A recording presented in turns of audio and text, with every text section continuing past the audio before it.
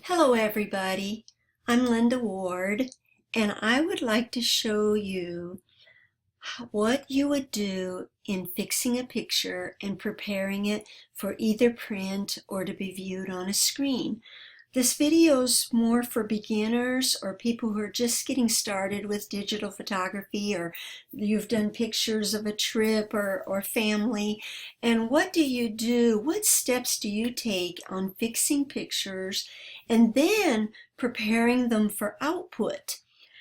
Right now I have two photos here. These I took in downtown Monroe, North Carolina last week, and one of them is way too dark. This one with the flowers, this is in our community center.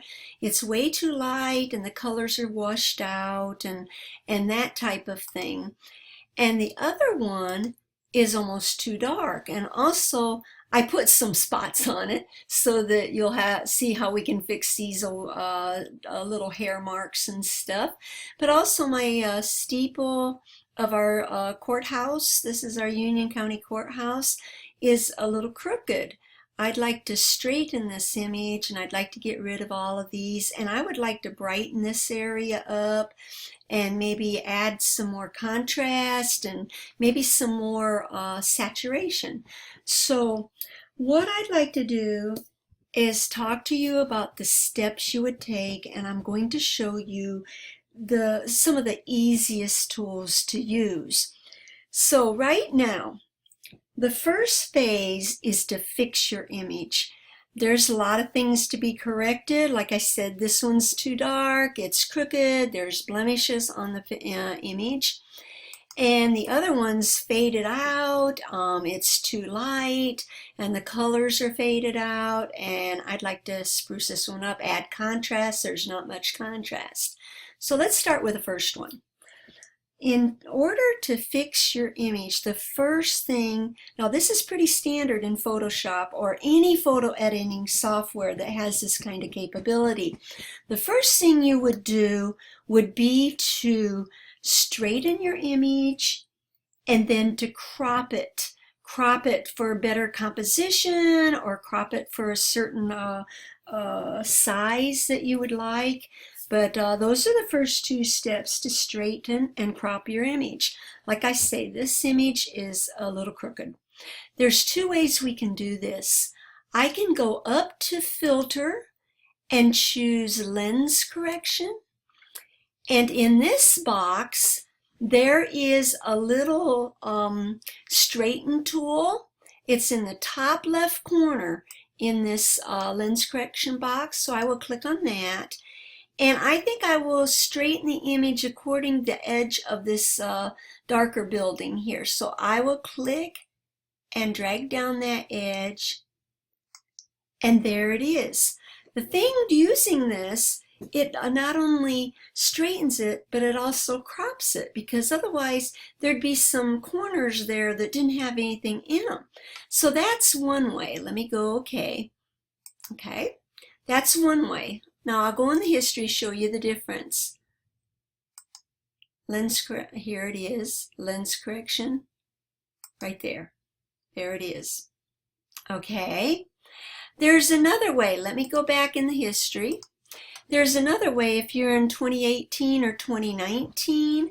If I use the crop tool, and right now I don't want any numbers in here, so that I can crop however way I want. So I will click the clear button. Now if I went to an aspect ratio of 4:5 or 8:10, this is what we get. I can't make it longer or I can't make it wider. It stays in this ratio. But for this cropping and at the beginning, later on when we purpose it for output, we'll use this crop again. So I will clear those numbers, clear them, and I'm going to drag this out clear to the edge of the pictures. Okay, now if you look in your options bar at the top of your screen, there's a straighten tool there too.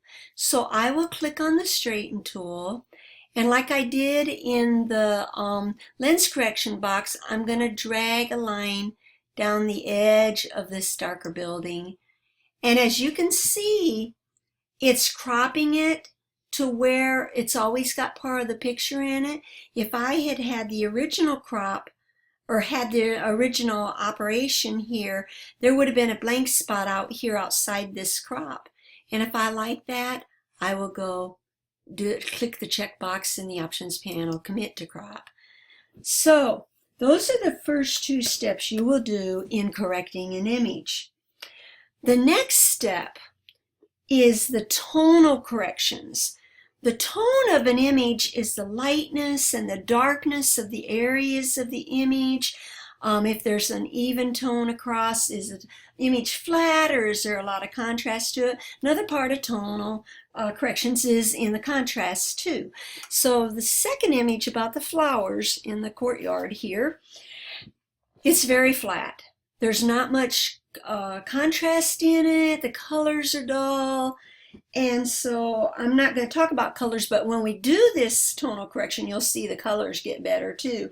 So one of the easiest tools in Photoshop to use for tonal correction is the levels. And you can do it, I'm going to do it an easier way, but you can do it as an adjustment layer. But I'm just going to go up here, since this is for beginnings. I'm going to go to the top of your menu, Image, Adjustments, Levels. Or you can use Command key L on the Mac or Control key L on the PC. So I have the levels box here. Now, I can do things like, well, I won't go into that. That's more advanced. I see that I have this histogram here, and it's pretty flat. This, on the right-hand side of the histogram, there's a bright line all the way up. That means there's parts of this image that are totally blown out, total white. And how I can tell is I will hold my Option key or Alt key down and move this right slider, and you can see the colors that have been blown out right there. And as I go in.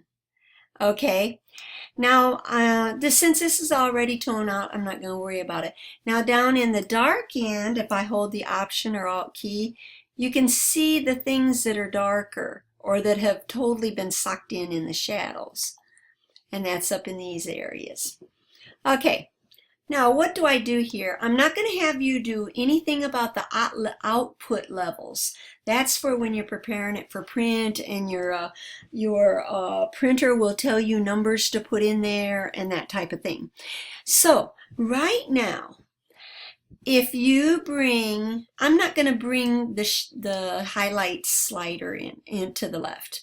Everything's highlight enough, but I will bring the dark slider to the right here. It's on the left-hand side. Move it to the right. Do you notice how the colors are getting brighter? Now the darkers on here are getting darker, but you know, that's not much information to me, so I don't care if I blow or sock those shadows in. So I will go this way.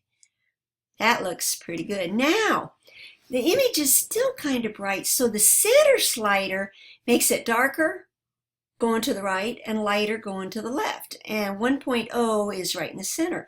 This, I still want it a little more darker, so I'll move it to the right. And you will see right now there's a lot more contrast. Let me click the preview button. There's before. There's a lot more contrast. There's a lot more.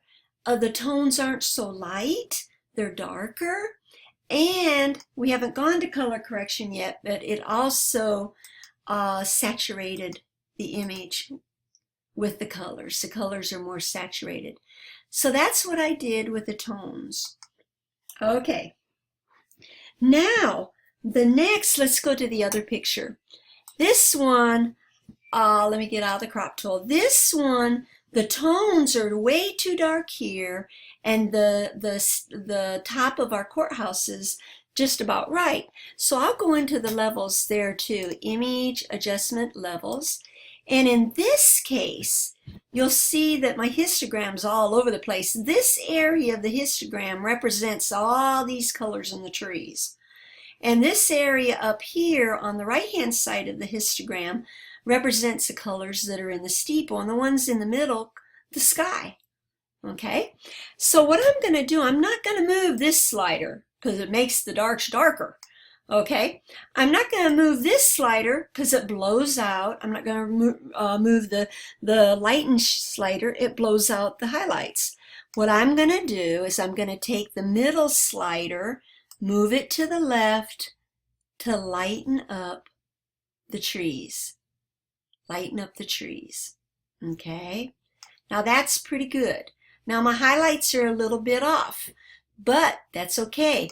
I'm going to go now, image, adjustments, brightness and contrast, and I'm going to add a little more contrast to this. A little more contrast to this. Okay. Okay. Let me go back. There's something else we can do. Let me go back to where we didn't do the levels. In this case, I'm going to bring out the layers panel so that you can see what we're doing. Instead of doing the image levels on this one, adjustments levels, I'm going to go to the adjustments button and choose levels there. Now, if you look in the layers panel, there's a levels layer in there. Now, in this case, I'm going to bring the center slider to the left to lighten those trees. There you go. Now, that's going to be there. Now, if you look at the layers panel, I will click on the mask for that levels, and I'm going to paint on black on that mask onto this area and the sky to darken that back up. So I will get the paintbrush, just the regular paintbrush, and I can use the bracket keys. The right bracket will increase the size of that. I will go up to the top options bar and make it not quite so hard. I'll make it pretty soft. Okay, pretty soft, about 10%. Okay, now I will, in my color swatches, or my colors down at the lower end of your tools panel, my foreground color is black. If it isn't, then click on the default foreground and the little switch button and your foreground color is black. I'm going to do it about 31%, and now here we go. I'm just going to keep painting over this, just keep painting it. I'm going to leave the buildings and the trees okay, but I'm going to just keep painting it till that courthouse is nice and darker. And if you'll look on my mask, you can see where it's black, more black, and there's grays around where the blue is. Now, this only works if you've clicked on the mask in the layers panel. And there you have it. Now, what I'm going to do is turn the eyeball on and off. This is what we did. We lightened the shadows, and we kept the courthouse and the sky the tone that it was. So that's the second way of working with the levels. Okay, now the next thing we'll do is color balance. On this one, the saturation isn't very good. So what I'm going to do, let's put the layers back up here. I'm going to do, oh wait, I'll bring the layers back out. Okay, I'm going to bring the saturation adjustment layer, and that is hue and saturation. Now, I'd like all of this to be saturated, so I will move the saturated slider to the right a little bit. Now, you don't want to go too far. That's just psychedelic. But I would move the saturation a little higher. And now let's see what we've got. Everything's saturated more. What I'd like. There's another thing. Maybe I think this is too cool of an image. Maybe I would like to warm it up. What happens to make the image cool is there's a lot of blue in it. And to warm it up, you add yellow. And vice versa, if you have an image that's a little too yellow, you would add a blue cast to it. How do you do that? I will go to Adjustments panel here, and I will choose Color Balance. Now, here's where I can cool it down even more, I'll do the yellow slider and I can warm it up. Now this you can get a little too carried away. Zero's in the middle, so I'll just move to the left end to the yellow side a little, because I know the courthouse, the wall there is more of a creamy yellow, and I only went down to -11, and I'll keep it there. Now let's turn the eyeball on off of this adjustment layer. There it is. I warmed it up just a little bit because this had a little too much blue down here on this building. Now it doesn't. So that's basically the two areas where you would do the color balance. And let's see if this image, I'd like one. No, I like my color balance on this image. Okay, we'll go back to the courthouse. Now, the next thing, so we did the straighten, we did the crop, and we did the tonal corrections and the color corrections. Now I'll stay on this image with the courthouse, and the next thing, we want to clean things up. And if you look, I'm going to go Command or Control 0 to bring the image in close, and I'll bring my layers back over here. If you look, no I won't, I'll leave them here. In this case, you don't want to be on your any of your adjustment layers, so scroll down to the bottom of your layers panel and click on the background again. Now, notice these little spots and stuff and little scratches. Well, I put them there, but I had to have something to work with. So there's a couple tools that I like to use for this. The tools I like the best are like beneath under the eyedropper, the spot healing brush. I like that one. So I will click this and get those spots. And what you want to do, use the bracket keys on your keyboard and use the left one. My brush is too big. I will go down with my left one. And you get your brush just a little bigger than the spots and you click. There went a spot. There went a spot in the sky. There went one. What about this streak? Hold the spot key down, spot brush key down and drag over it. Voila, it's gone. How about the thing in the bushes here? Hold the spot tool and drag, and it's gone. And how about over here on the bottom left side? Just drag it, and it's gone. That's a spot healing brush. Now, I can also do this little white patch up here. I will use the right bracket key to increase my brush size, and I will just go like that. Voila, it's gone. Now, what about this edge? Let me show you something else, the other tool I like, and that's the clone stamp tool. It's in your tools panel. Now, I could have done it with the spot healing, but I want to show you how you can do this too. With this clone tool sample, or clone, let's see, it's the clone stamp tool, you would click with the Option key or Alt key in an area that you want to copy that color onto what you're correcting. So I will click. And now I will drag down the edge of this picture. Voila! What it did was it pasted what was over here to the right where I clicked to pick up the color, and I dragged it down. So those are the tools I like for cleanup. Now, what I do, and I am a professional at this, I'm actually a digital artist, and I do a lot of photo editing, photo correcting. At this point, this is how I want my image. So at this point, and this one here, I don't think I have anything in there. So at this point, I will go File, Save As, and I will save this as an archive in the Photoshop file format. So I will go, I'll just put it on the desktop for now. I will call this Union County Courthouse. Oops, wait a minute. Cancel, let's do it again. File, Save As, and I'll put it on the desktop.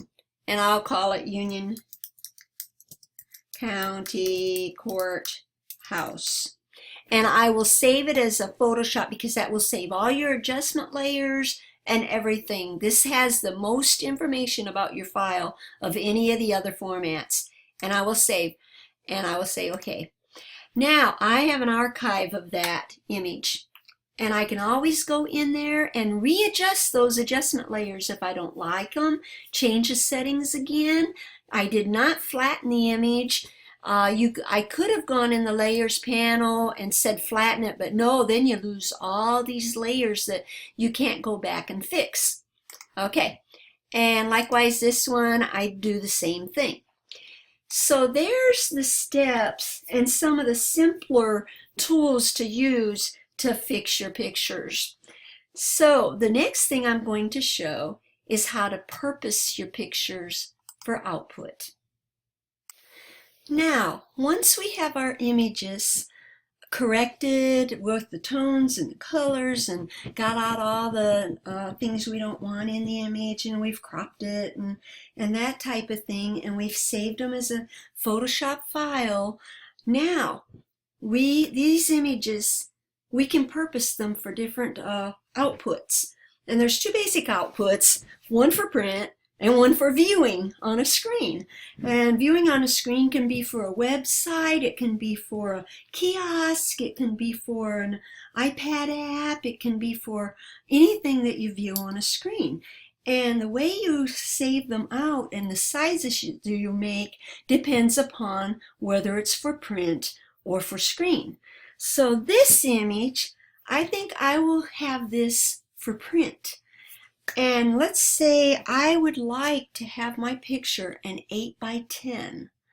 So I want to print an 8 by 10 that I'm going to frame and give to somebody. Now, print has special considerations. First, let's go to the crop tool. So I will click on the crop tool in the tools panel. And under the ratios in the options panel at the top, I will go 4 by 5. Okay, 4 by 5 can also be an 8 by 10 or a 16 by 20, but that's 4 by 5.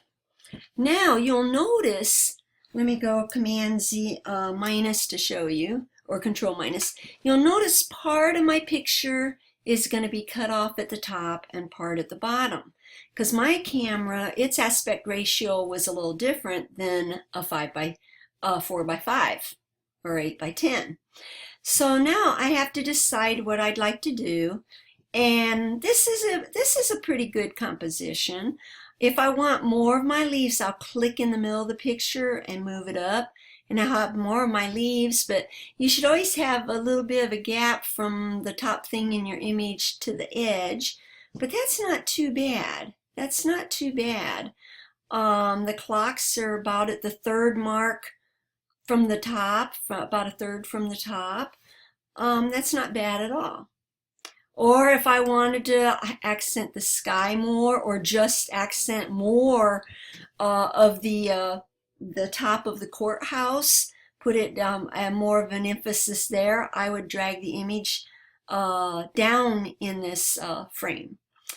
Do you know what? My point was also for the trees. So I will click and drag up on my image, and I think I'll stop there because I want the trees were what were pretty. They were like they're like a little frame around the courthouse there.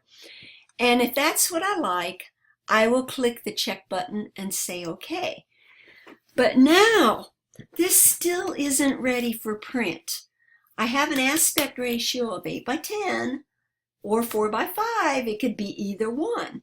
Now, I want this to be printed as an 8 by 10. So I will go Image, Image Size. Go to the top menu, Image, click on Image Size. Now, in this Image Size panel, right now it's 3264 pixels wide and 4080 high. I'm going to click where the pixels is and put inches. Now, let's take a look. For print, a nice photograph, you want the resolution 300. And also, I want the width to be 8 and the height to be 10. But these numbers don't look like that. So what I'm going to do is I'm going to keep this little link button on for the width and height. And the width is supposed to be 8. I will highlight that 18 and change it to 8, and the height automatically changed to 10. But my resolution still isn't correct. So I'm going to highlight resolution and put in 300. Now, the resampling, this is preserve detail for enlargement. What I'm going to do there, that's what I had last time. I'm going to do automatic, because I was actually making this a little smaller, but I will do automatic. Okay, and it will choose the best option for this. And I will go okay. Now, that image, and I've got some rulers up here. Let's go like this. Now, if you look at my rulers, if your rulers aren't out there, do the Command or Control key and hit R so you can get your rulers, and R again brings them back. Command R makes them go away. Command R brings them back. If you look along the top, it is indeed 8 inches, and along the bottom, it is indeed 9 inches, or 10 inches. 10 inches. So let's go image size again, just to make sure. It's what I want. Image size, 8 by 10, 300 pixels per inch. Okay. Now, let's go to the other one. Oh wait, let's continue with this one. Now, what else do I do with this? When you're going to print an image, you need to sharpen it, because the printing process, especially if you go to Walmart, it softens the image. Walmart's not my first choice to get these things printed. There's other places that these can be printed. But you want to sharpen it, and you want to be sure in the layers panel that you're on the background layer. And there's several ways to sharpen it. We will go filter, sharpen. I've always used the unsharp mask, but there's a smart sharpen here too. So either one, let's try smart sharpen. And this box opens up, okay? And I'm going to click in the picture, and I'm going to get up like toward the courthouse, dragging this preview to the courthouse somewhere. There he is. Okay. I need the radius I usually have between 0.7 and 0.1, or 0.7 and 1. The noise reduction, I do want noise reduction. Now the amount, I might do a little more on the amount. 163. And if you click on the little preview button, preview, you can tell if it's sharpened a little. Do you know what? That's probably going to need more sharpening. This is a lot better. Now what you don't want is sharpen so much that you get halos around your edges. Okay, you don't want halos around your edges. So I'll go a little smaller here. Let's see, there's a lens blur. Oh, I don't want a lens blur. There's some shadows and highlights, but that's one way you can do it. The one I'm used to is actually filter, sharpen, unsharp mask. Okay. Now on this one, let's open the box a little bit if it lets me. Here's my preview. Right now I have the amount 103%. Let's click the little button. You can tell how the image, when I have the button off, here's the button on, it's sharp. Here's the button off. It's soft and a little fuzzy. So I've got an amount of 103%, radius of 2.5. Threshold means how different does it have to be before it sharpens. The lower the number, the more sharp how sharp your image looks. Now let me show you what happens. I'll get the courthouse up here in the preview in the unsharp mask box. Let's get the courthouse up here. Okay. Here we go. Here's what happens if you sharpen too much. Notice the radius, the little halo around the edges. You do not want that, and look how harsh the image looks. So I'm going to go right back down to about the 103 that I had before, somewhere in there. And there it is. It's sharpened. Oh, I can go a little higher than that, 135, and go okay. Sharpening for print is the last thing you do before you save. You don't sharpen on up in before you do other things. This is the last step before you save. And now on this, there's several ways to save. I go for print, I go File, Save As. And a lot of companies will say, give me a TIFF. Okay. You would go there, a TIFF.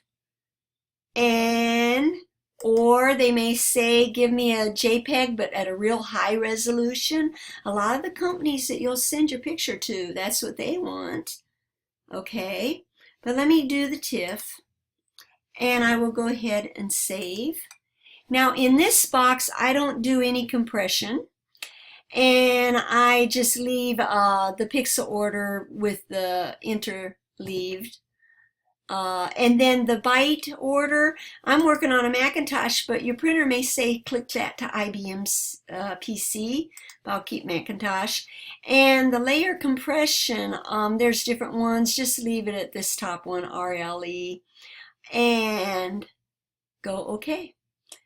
The LZW here, that's a type of a compression, and that just makes your file smaller, but to get the most out of your file, I keep none on there, and I go OK. Okay, and it says with the layers, it increases file size. Well, I'm going to keep the layers because the printer may go into this and lighten it up more, or do a little difference on the color correction. So I'm going to leave the layers, and I'm going to go OK. Now, if your printer says to save a JPEG, I will go File, Save As, and I will choose the JPEG. I will choose JPEG, and I will call it, okay, I need to do this courthouse. I'll type print, since I already have another JPEG up there. And I will click Save. Now in this box, always use the maximum quality and just a standard baseline, and go OK. So those are the two ways that I would normally save this. Now you can save it out as a PDF too. Let's go File, Save As, and let's save it out as a PDF, Adobe PDF. Adobe PDF. Now there's some special settings here too. And I will go Save, Save, Adobe PDF. My computer's a little slow. Okay. Save.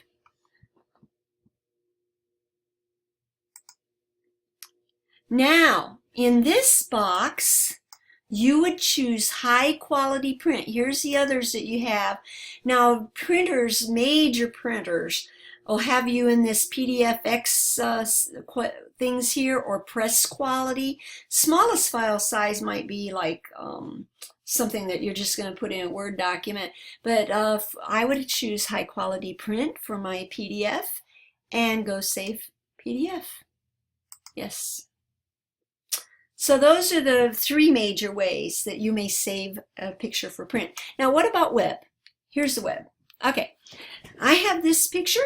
It's going to be on a website, and it's going to fit in a space that should be about 800 pixels wide. Now in web or viewing images, inches mean nothing. Resolution means nothing. It's the pixel dimension. So in this case, I'm going to go File, and I'm going to go File, where is it? Okay, I'm going to go Shift, Option, or Alt, Command, S. This is going to be File Save for Web. Okay, Shift, Command, or Option, and or Shift, Command, and Option, or Alt, and S. So here's my image. Okay, wait a minute. First of all, I'm not going to save it yet. I got to resize this. So I will go image, image size, image, image size, and I will go back to pixels, and my width can be no more, it's in a space for 800 pixels, okay? So it automatically goes to 600, and the resolution means nothing. Don't worry about the resolution, but be sure this link is linked when you change it, and go OK. Now I will go Command plus so you can see the picture. Now I will go Shift, Option or Alt, and Command S, and here's where I go to look. I'm going to do two up. Here's before and here's after. This is a JPEG. You can do it as JPEG very high or high. What you want to do is for it to look good. I'll go to optimize so you can see it. What you want to have it is to be compressed enough but to still look good. And so I've got a high compression there and optimized. And here's the pixel dimensions, and quality by cubic will do that. There's some information about that, but this is what I would do. And I would go to save. And this one I will name, because it's a JPEG, the name of it, Union County Courthouse, Union. Now, no, I'm not putting any spaces in this now. And I'm also not going to do capital letters. Union County Courthouse. In web design, in names you don't want spaces, and usually you don't want capital letters. So I'll put that on my desktop, and it's saved. It's saved on my desktop. Now that image is ready to go into a web page where it's supposed to be in a slot of about 800 pixels wide. So I could have saved, I'll do Shift, Option, Command, or Shift, Alt, Command, S. There's another way. Another good file format for this type of thing, if there was some transparency, would be ping. If I go to presets and go to ping 24, I could save it that way too, especially if there was a edge out here or any transparency in there. You can also save it as a ping for web. So there you have it. So what we did was we cropped the image, and then we resized it in the image size to actually fit the 8x10 with 300 pixels, and we saved it for output. But for print, we sharpened it first. Now for web, you don't sharpen your images. There's no need to sharpen the images for web, unless your picture is just really, really soft. But usually you don't have to sharpen your images for web. So there you have it. First, I showed you how to fix your images and then save an archive of it, and then how to purpose an image for print and purpose an image and save it out for web. So I hope this helps, and I know this is for beginners. There's other tools you can use and a lot more advanced things, but these are some of the simple tools if you want to get started editing your photos that you take on trips and things like that. Hope you enjoy. Bye.